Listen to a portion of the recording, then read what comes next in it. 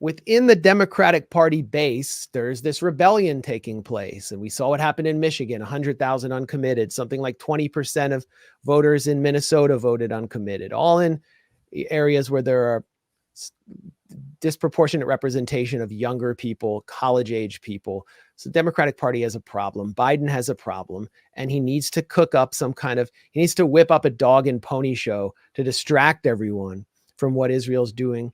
And Israel also has a stake in this as well.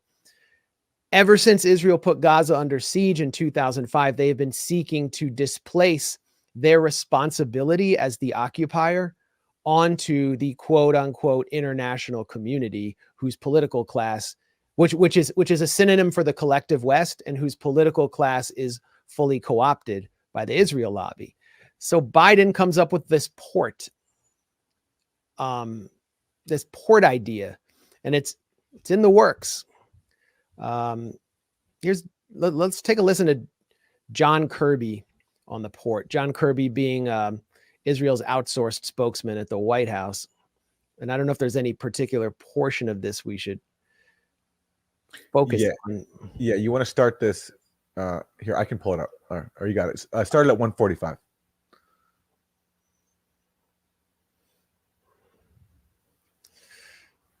We got some buffering to do here. We got that American-made internet. All right. All right. Well, why don't you pull it up? Well, in that clip, basically, Kirby says that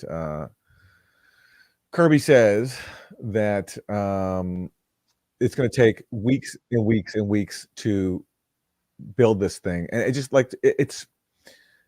just such a joke. I mean, listen to this. Listen to him describe it, and just what, everyone can judge whether or not this sounds like this is going to help the people of Gaza. Floating dock and how long you think that might take, and how they do it without putting boots on the ground at all, connecting it somehow. Pentagonese, this is called JLOTS, Joint Logistics Over the Shore. It's a temporary pier, a floating dock, if you will, that is transported in pieces. The first pieces of it are on the way now. They left Norfolk just a little bit earlier this week. It's going to probably take about 6 to 8 weeks or so for all the pieces to get in place and for it to become operational. So 6 to 8 weeks to build this floating dock, this temporary pier. And what's going to happen between now and those 6 to 8 weeks? How many people are going to die because they can't get any aid because Biden won't put any pressure on Israel to allow in the thousands of trucks carrying it? And of course, even his estimate there of 6 to 8 weeks, you can tell he was just he was just putting that out there without any real certainty. And so it'll probably take even longer than that. But of course, even when it's complete, would it even be close to meeting Gaza's needs? Of course not. So it's just such a transparent stunt, and it sounds impressive. He likes to use the technical terms, JLOTS, the parts have just left Norfolk, or Virginia, wherever it is. They're all impressed with themselves, but this is just a stunt. It's a complete stunt. Yeah. So apparently, a lot of personnel in Norfolk have been taken by surprise. They're shocked that they're being deployed. They're suddenly having to say goodbye to their families. They don't understand the mission. And neither does John Kirby or anyone in the White House. I don't know if the Pentagon even understands how it's going to work out. Before I raise some questions about the actual implementation of this mission, we should consider what it was inspired by. It's actually inspired by Israel. Israel came up with this plan. Its former transportation minister, who is a right-wing ultra-nationalist fascist named Israel Katz, put forward this plan in 2015, and it was rolled out at the IDC Herzliya conference, which is sort of like the Woodstock National Security Conference for neocons. And here's what it looked like.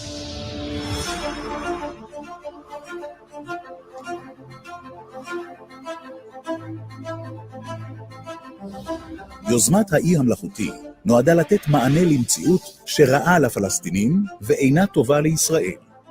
כיום, מדינת ישראל נתפסת כאחראית לרצועה, אף שיצאה ממנה לפני יותר מעשור. So they're going to build this island off Gaza with a two-lane highway. מול חופי עזה ובו נמל מתעתיד לתושביה. הקמת the checkpoint, which Israel controls. Turn off the volume on this. Yeah. Yeah. Okay. I just, but I wanted people to get the vibe. But yeah, it's like the Hebrew triggering you. Did you have a bad Hebrew school experience? Or I mean, it just I can only. It's not triggering, but there's no point in hearing it. No, There's not. Well, anyway, they put forward this plan for an island, and Israel can bomb this highway at will if anything untoward happens there. And there it is, and it's basically this was the idea: was Gaza will perpetually be under siege, perpetually occupied by Israel, but the international community will supply Gaza, and Israel will check everything that goes in and be able to limit everything that goes in. And why should Israel even have to allow those trucks carrying basic goods into Gaza to traverse its own territory? Let's just put it out in the sea and just let Gaza totally drift away, which means eventually maybe we can pay Egypt off to take it as part of its territory. Who knows? Or we'll just declare it a separate country. So this is the plan that Biden is taking on. Ugh, God. Now we have to raise some questions here about what's going to happen with the U.S. troops going to Gaza. Israel's always been trying to drag the U.S. into its wars. And now it's sort of like who's dragging who. Israel would love to see a security incident where Hamas can be blamed for attacking U.S. troops to draw the U.S. in more deeply, especially at a time of such crisis for Biden. And U.S. troops are going to be effectively invading Gaza's waters because it's not a state. It can't claim its international sovereign sea space, which Israel besieges, won't let anything go beyond 3 kilometers. Fishermen, now people are just getting bombed on the shore for fishing just by putting nets out into the sea. But there is international law that applies here. UN Resolution 242 declares that Gaza's occupied. Israel is the occupier. The U.S. military will be collaborating then with the occupier in some capacity in violation of the international rights of the occupied population. They say they're doing it to feed them, but the U.S. is also arming Israel to kill them, which is just the most stunning, absurd hypocrisy charades I've ever seen. So how is the U.S. not invading Gaza? That's a question that needs to be put to the State Department and the Pentagon. I hope some reporters go there and ask that.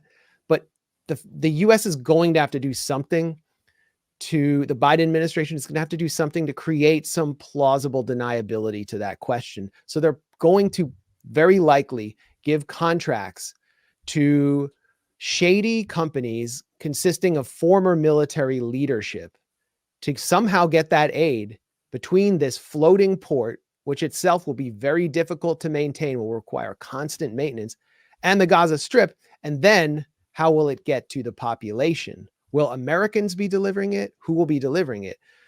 Presumably, it will be Palestinians, like these vetted aid organizations receiving it on the shore.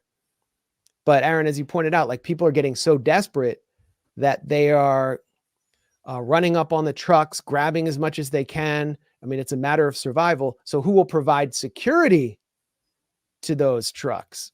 Yeah, especially after Israel's attacked the Hamas police escorts that were guiding these trucks, making the deliveries impossible. Yeah, so Hamas police aren't allowed to exist. Hamas police did a very effective job of maintaining order under very difficult conditions throughout this entire siege, and they're not allowed to exist in broad daylight. So the plan, which hasn't been officially put forward, I've seen speculation in media, like the BBC reported this. The plan calls for Israel to maintain, is invading Israeli troops, those same guys that are taking selfies of themselves playing with women's underwear, rifling through drawers of women's underwear in the homes of people they've displaced and killed in Gaza. Those people are going to be providing security for the American aid mission to provide aid to Gaza. I mean, are we not recognizing what a boondoggle is on the way and how many more massacres will be committed with direct U.S. involvement? And I mean, and what about the troops? Like, we saw an active duty service member stage an extreme form of protest outside the U.S. Embassy, Aaron Bushnell. Now troops are going to be forced to personally interact and collaborate with an Israeli military that's carrying out a live stream genocide. How do the troops feel about that? And how much more can it degrade an American military that is struggling to recruit more than at any time in its history? So, I mean, I think one of the biggest scandals of this war is on the way.